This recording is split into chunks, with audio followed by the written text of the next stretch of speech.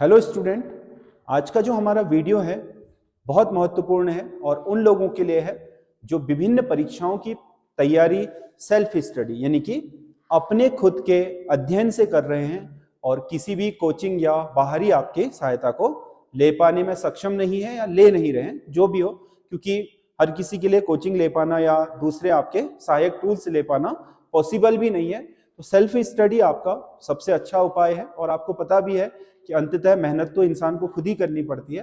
तो self study करने के लिए हमें किन किन बातों पर ध्यान देना है, तीन बहुत महत्वपूर्ण पहलुओं पर मैं आपका बात करने जा रहा हूं। जब भी आप किसकी बात करते हो, सेल्फ स्टडी की, तो उसमें तीन बहुत महत्वपूर्ण कारक होते हैं। पहला होता है स्टडी मटेरियल, स्टडी मटेरियल। दूसरा महत्वपूर्ण कारक होता है अनुशासन और तीसरा महत्वपूर्ण कारक होता है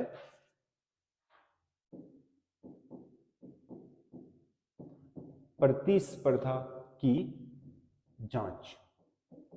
ये तीन बहुत महत्वपूर्ण कारक हैं सेल्फ स्टडी के दौरान, क्योंकि एक्चुअल में जो पहला कारक है स्टडी मटेरियल यानी कि पाठ्य सामग्री, हमारी पाठ्य सामग्री क्या होनी चाहिए, ये बहुत इंपॉर्टेंट है। क्योंकि तैयारी करने वाले बहुत सारे स्टूडेंट को यही पता नहीं होता है कि पढ़ना क्या है। तो जब आप सेल्फ स्टडी कर रहे होते हैं तो सबसे पहला काम ये करें कि जिस परीक्षा की तैयारी कर रहे हैं उसका सिलेबस उठाएं। उस सिलेबस में देखें कि कौन कौन से टॉपिक दिए हुए हैं और इन टॉपिकों के बारे में कौन कौन सी बुकें आपके काम में आ सकती हैं। तो मैं आपको मोटा मोटा बता रहा हूं कि जो आपका स्टडी मटेरियल है, खासकर उत्तराखंड की किसी भी परीक्षा की तैयारी कर रहे हो, आप पीसीएस की कर रहे हो, प्री और मेंस लिखना हो आपने, आप लोअर पीसीएस की कर रहे हो, समीक्षा अधिकारी की कर रहे हो, दरोगा की कर रहे हो, या आपका पटवारी या अन्य जो समूहों के एग्जाम है उनकी कर रहे हो, कांस्टेबल की, जो भी आपका क्षेत्र है जहां आप तैयारी कर रहे हैं, उत्तराखंड में बहुत सारी चीजें कॉमन है। खासकर उत्तराखंड हिंदी और जनरल स्टडी या आपका रीजनिंग, ये सभी परीक्षाओं में प्रॉपर पूछा जाता है और एक जैसा पूछा जाता है, इसमें कोई डिफरेंस नहीं है। आपने देखा होगा कि आपका रीजनिंग कांस्टेबल में भी उसी लेवल की पूछी है, पटवारी में भी, दूसरे परीक्षाओं में भी। तो वही उत्तराखंड का भी, जो आपका उत्तराखंड का स्टडी मटेरियल है उसकी भी बात है। तो सभी जगहों पर, तो सभी छात्र जो भी सेल्फ स्टडी कर रहे हैं, सबसे पहले वो अपने लिए पाठ्य सामग्री जुटाए और पाठ्य सामग्री ऑथेंटिक और साथ ही साथ कारगर होनी चाहिए। ये बहुत जरूरी है, क्योंकि देखो कोचिंग करने वाले छात्रों को तो वैसे भी अपडेट होते रहते हैं, वो उनके जो भी आपके दिशा निर्देशन में जिसके भी करते हैं वो भी निर्देश करते हैं। और दूसरी चीज, जैसे हम कोचिंग कराते हैं तो सीधी सी बात है कि हमारे साथ जो जुड़ता है तो हम उसे पाठ्य सामग्री के तौर पर हम उसके क्लास नोट्स बनवा देते हैं, वही क्लास में हैंडराइटिंग में, अपनी हैंडराइटिंग में, जो उनके लिए एक बेसिक के रूप में हमेशा काम आता है। तो हर कोई कुछ ना कुछ अपनाता है कोचिंग वाला। तो ये जो आपका सेल्फ स्टडी करने वाले होते हैं, स्टडी मटेरियल में उनके लिए सबसे जरूरी है कि उनके पास बुकें होनी चाहिए। उत्तराखंड में खासकर आपका सबसे पहली बात है कि आपके पास उत्तराखंड का स्टडी मटेरियल होना चाहिए। उत्तराखंड के स्टडी मटेरियल के लिए मैं आपको बता दूं, आपके पास एक बुक परीक्षा वाणी होनी चाहिए, जो लेटेस्ट एडिशन है, वो आपके लिए बहुत जरूरी है। और एक जो आजकल बीएस नेगी वाली निकल रही है आपके वन लाइनर, जिसमें पॉइंट वाइज दे रखा है, काफी आपके उसमें भी चीजें हैं, ठीक है। इसमें भी आपका काफी हेल्पफुल आपके मटेरियल पड़ा हुआ है। जब आप इस परीक्षा वाणी को पढ़ रहे हैं तो उसमें जिस टॉपिक को कर रहे हैं उस टॉपिक में जो आपके तथ्य छूटे हैं वो यहां से उठा सकते हैं। दोनों के टॉपिक खोलिए, साथ में परीक्षा वाणी से पढ़िए, उससे अपने नोट्स बनवाइए, लेकिन बीएस नेगी से उसके पॉइंटों को शामिल करते रहिए उस नोट्स में। ये आपके लिए काफी महत्वपूर्ण है।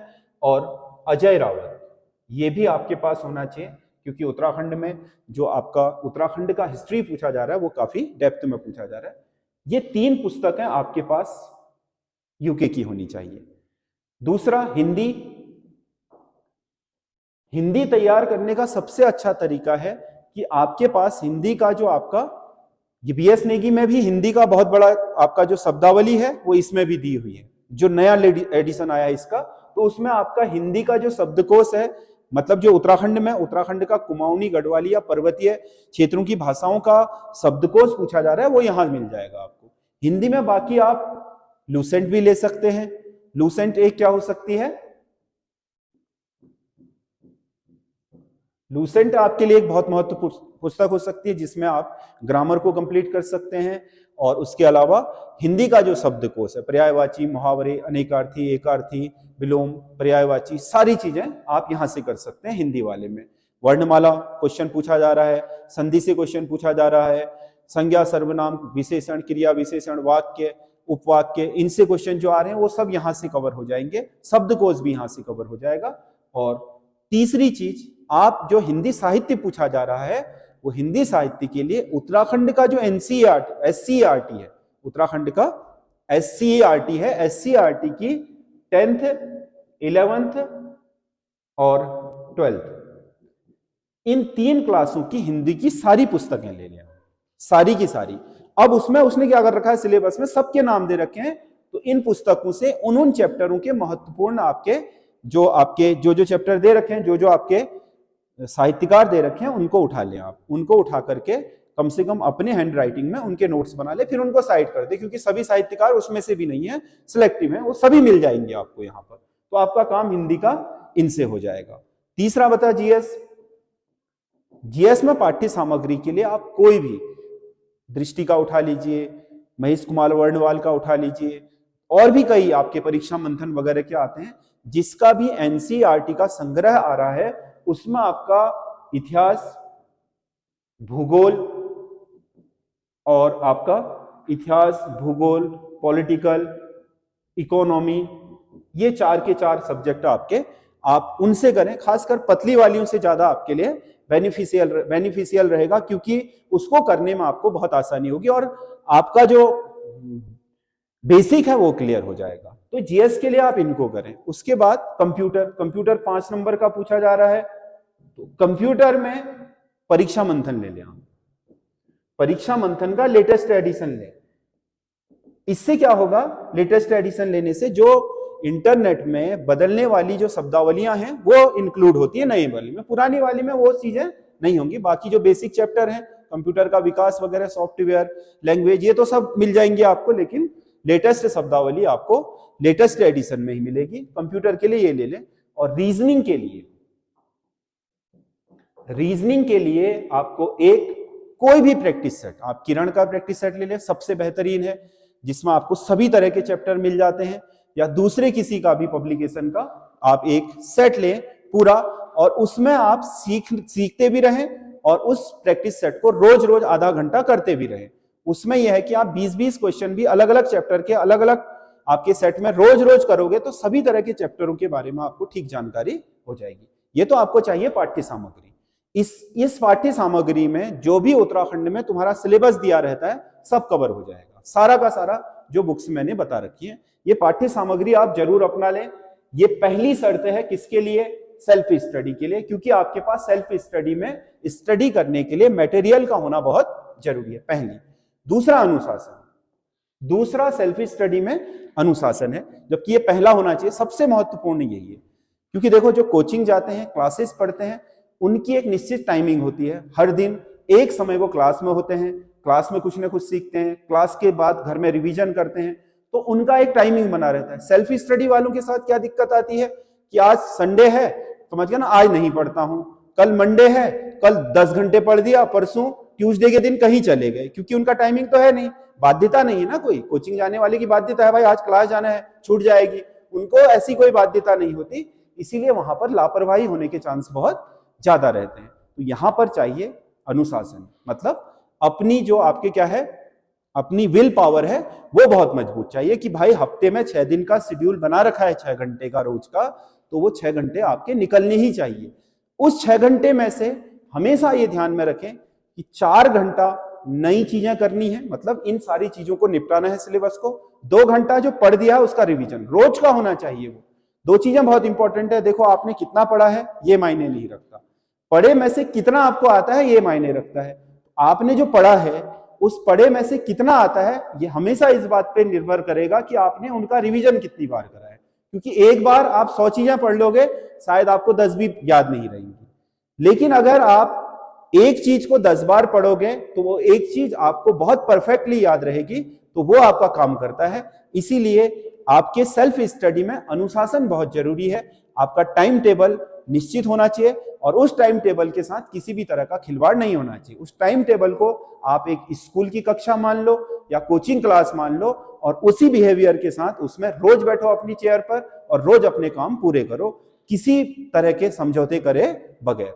आपको ये करना ही पड़ेगा, अन्यथा होता क्या है कि आप लापरवाही बहुत ज्यादा कर देते हो, जिसके कारण क्या होता है, सेल्फ स्टडी करने में हमेशा आप फंसे रह जाते हो और रिवीजन ना करने की वजह से पिछला भूल जाते हो। नई नई किताबें लाते हो, नया पढ़ते हो। किताबें इतनी लेनी है, उनमें से एक एक यूनिट पढ़नी है और सबके अपने हैंड राइटिंग में नोट्स बनाने हैं। इसी में आपके रोज के 4 घंटे लगेंगे। 2 घंटा जो पिछला पढ़ा हुआ है सारा, जितना भी हो सकता है हर दिन 2 घंटा कम से कम रिवीजन होना चाहिए। यह आपके लिए बहुत जरूरी है। सेल्फ स्टडी में सबसे महत्वपूर्ण पॉइंट यही है, क्योंकि यहां पर लापरवाही होने के चांस बहुत ज्यादा होते हैं। तीसरा एक इंपॉर्टेंट जो आपका फैक्टर आता है सेल्फ स्टडी के दौरान, कि हम प्रतिस्पर्धा की भावना अपने अंदर भर नहीं पाते हैं। क्योंकि जब हम सेल्फ स्टडी में होते हैं तो हम पढ़ते हैं कि तो हमें यह लगता है कि हमें ही बहुत कुछ आ रहा है, दूसरों को आता नहीं होगा। और जब हम प्रतिस्पर्धा में जाते हैं तो फिर हमें पता चलता है कि यहाँ तो एक से एक धुरंधर है। तो इसका पता कैसे चलता है? इसका पता हमेशा चलेगा आपको टेस्ट सीरीज करके। आप कोचिंग क्लास चाहे ज्वाइन ना करें, लेकिन टेस्ट सीरीज जरूर लगाएं। कोई ना कोई आप टेस्ट सीरीज जो अच्छे ऑथेंटिक आपके उसमें बनी हो, सिलेबस को कवर करती हो और जिसमें नए पैटर्न को अपनाया गया हो, उसको। हमारे आपके एसएस स्टडी जो हमारा ऐप है, उसमें भी आपका स्नातक स्तरीय जो आपका परीक्षा है उसके लिए हमने एक टेस्ट सीरीज डाली है। 20 टेस्ट हैं, उसमें 100 नंबर के पूरे नए पैटर्न पर हैं, सारे क्वेश्चन सिलेबस पे। उसमें भी जाकर के आप देख सकते हैं, वहां से भी उसे ले सकते हैं। और किसी का भी ले आप, जिसका आपको ठीक लगता है, जो सिलेबस को कवर करता हो। आपको ठीक लगने से मतलब नहीं है, जो आपकी एग्जाम को रिलेवेंट करे उसका होना बहुत जरूरी है। हमारे ठीक लगने से तो हम तो चाहेंगे कि वही क्वेश्चन आए जो हमें आते हैं, पर ऐसा पॉसिबल नहीं है। क्वेश्चन तो वही एग्जामिनर बनाएगा जो उसने सिलेबस दे रखा है, पैटर्न अपनाएगा। तो जो भी इस पैटर्न पर सिलेबस को अपना करके आपके प्रैक्टिस सेट ला रहे हैं मार्केट में, उन्हें जरूर करें। उनसे करने से आपको वास्तविक रूप से पता चलता है, अपनी जांच होती है कि भाई मैं प्रतिस्पर्धा करने योग्य हो रहा हूं या नहीं हो रहा हूं। क्योंकि सेल्फ स्टडी में कुएं के मेढक की जैसी स्थिति हो जाती है, बाहर की दुनिया से कोई लेना देना नहीं होता है। तो उससे पता ही नहीं चलता है कि बाहर हमसे बेहतर लोग भी हैं और हमसे कई अच्छा करने वाले लोग भी हैं। तो उस गलतफहमी में होता क्या है कि जब हम कंपटीशन में जाते हैं तो अचानक ही हमें ऐसे लोगों का सामना करने को मिलता है, तो हमारा मोरल डाउन हो जाता है। तो इससे बचने के लिए आप प्रैक्टिस सेट करें लगातार। उससे क्या होगा कि आपकी जो पढ़ाई है वो लगातार आपकी परफॉर्मेंस चेक होती रहेगी, और परफॉर्मेंस अगर चेक होती रही और उसमें सुधार होता रहा तो खुद ब खुद आपके जो क्या है डेवलपमेंट है परीक्षा को देने के लिए, वो अपने अंदर से होते रहेंगे। तो ये जो आपका प्रतिस्पर्धा की जांच है, ये करना भी बहुत जरूरी है। और इन सब के अलावा आपका बहुत महत्वपूर्ण चीज जो सेल्फ स्टडी में है, वो है आपका बिना हारे धैर्य बनाए रखना। क्योंकि होता यह है कि एकाध परीक्षाओं में नहीं होने के बाद हम धैर्य खो बैठते हैं और हमारे मन में कई तरह की आपकी जो शंकाएं हैं वो उत्पन्न हो जाती हैं कि मेरा होगा कि नहीं होगा, मेरा ऐसा होगा कि नहीं होगा। यकीन मानिए, आप अगर इस रूटीन को फॉलो करते हैं, हफ्ते में 6 दिन 6 घंटे का आपका टाइम टेबल है, उसको आप क्लास की तरह फॉलो करते हैं, रिवीजन लगातार करते हैं, आपके पास एक ऑथेंटिक पाठ्य सामग्री है, उसे आपने पूरा कवर कर रखा है और आपने लगातार टेस्ट दे करके उस पढ़े हुए को जांच रखा है, तो आप यकीन मानिए आपका किसी न किसी दिन सिलेक्शन अवश्य हो जाएगा। हो सकता है कि एक नहीं तो दूसरी परीक्षा, तो बाद में जाकर के इसका आपको बहुत बेहतरीन परिणाम मिलना शुरू हो जाता है। तो ये जो आपका आज का हमारा वीडियो था, वो विशेषकर उन लोगों की रिक्वेस्ट में बनाया था जो बहुत बार से मुझे बोल रहे थे कि सर आप सेल्फ स्टडी कैसे करके एक वीडियो बना दें, इसीलिए मैंने ये बनाया। और दूसरा ये है कि जिन लोगों के पास क्या है संसाधन नहीं है, दूरस्थ क्षेत्रों में रहते हैं, उनके लिए ये काफी हेल्पफुल हो सकता है। और आप हमेशा, मैं आपको बता रहा हूं कि आप कोई भी मार्केट से किताब उठा करके पढ़ना शुरू ना कर दें। आप किताबें वही लें जो आपके पाठ्यक्रम को कवर करती हों, और उनमें पाठ्यक्रम के अनुसार, क्योंकि आप पिछले 10-12 पेपरों को भी देखें, उन पेपरों में जैसे यूके ट्रिपल एससी के पिछले 5-10 पेपर उठा ले जो उसने नए पैटर्न पर कराए हैं, तो तुम्हें पता चल जाएगा कि किस तरीके क्वेश्चन ये बना रहा है और कहाँ ये मिल जाएंगे, हमें इनका उत्तर कहाँ मिलेगा। तो उसी से आपकी पाठ्य सामग्री लेने की क्षमता डेवलप हो जाती है। तो पाठ्य सामग्री मैंने बता दी है लिखित में, समझ गया ना। मैंने आपका क्या उनके प्रकाशकों का नाम भी बता दिया है कि आप ये वाली पुस्तकें खरीद लें, इकट्ठा कर लें। क्योंकि देखो मैं किसी वैसे पुस्तक का प्रमोशन नहीं करता हूं, मेरे पास आते हैं लोग प्रमोशन कराने के लिए, मैं करता नहीं हूं। क्योंकि किसी भी आपके पाठ्य पुस्तक को आपके लोगों को कह के कि ये पढ़ लो और उसमें कोई अच्छा मटेरियल ना हो और इससे गुमराह करना अच्छी बात नहीं है। इनमें स्टडी मटेरियल है और आपके उत्तराखंड में ये काम भी आ रहा है और 100% काम आ रहा है। अगर आप इनको कर लेते हैं तो आपको बेहतर तरीके से क्या आपकी नई तैयारी करने में बहुत महत्वपूर्ण मदद मिल जाएगी। तो आप इन पुस्तकों को सबसे पहले लें, दूसरा फिर अनुशासन, तीसरा प्रतिस्पर्धा, इसको अपनाएं और इन सब के बाद अपने मन में धैर्य बना करके रखें कि मैंने सिलेबस कवर कर रखा है, मैं प्रतिस्पर्धा में अच्छे नंबर ला पा रहा हूं, तो मैं एग्जाम की जो वास्तविक प्रतिस्पर्धा होगी उसमें भी चीजों को कवर कर लूंगा। तो सेल्फ स्टडी के ये 3 पॉइंट हैं जो शुरुआती चरण में आपको करने बहुत जरूरी है। तो आप 6 घंटे का 6 दिन का टाइम टेबल बनाइए। 7वें दिन नहीं भी करते हैं, रेस्ट भी करते हैं तो भी चलेगा, लेकिन 7वें दिन भी करते हैं तो बहुत अच्छी बात है। नहीं तो 6 दिन आप क्या करिए, पूरे सप्ताह में 6 दिन नई चीजों की पढ़ाई करिए, सिलेबस को कवर करिए और 7वें दिन जो कवर कर रखा है सारा नए एक फर्स्ट सिरे से लेकर के जहां तक कवर कर रखा है 7वें दिन संडे के दिन रिवीजन करिए। ये तो बहुत अच्छी बात है। नहीं भी करते हैं तो मैं कहता हूं कि 1 दिन रेस्ट करिए, लेकिन 6 दिन का शेड्यूल आपका बिल्कुल सख्त होना चाहिए, जैसे स्कूल टाइम में होता था वैसा आप बना करके रखिए। तो आपको इसके परिणाम 3-4 महीने के बाद ही दिखने शुरू हो जाएंगे। तो अगर आप आगे आने वाली परीक्षा दे रहे हैं तो हम अपनी जो आपके पटवारी का जो दोबारा एग्जाम होना है उसके लिए और जो आप कनिष्ठ सहायक की परीक्षा होनी है उसके लिए बहुत जल्दी हम अपने इस पर एक टेस्ट सीरीज भी ला रहे हैं अपने ऐप पर, वो भी आप ले सकते हैं। और हम YouTube पर भी लगातार अब आपके 20 नंबरों की टेस्ट सीरीज शुरू करने जा रहे हैं, जिसमें हिंदी, उत्तराखंड और जीएस के नए पैटर्न पर सारे क्वेश्चन हम कवर कराएंगे और सारे आपके तरह से क्वेश्चनों को पूछेंगे। आप हमारे साथ हमारे YouTube चैनल एसएस स्टडी पर बने रहिए। धन्यवाद।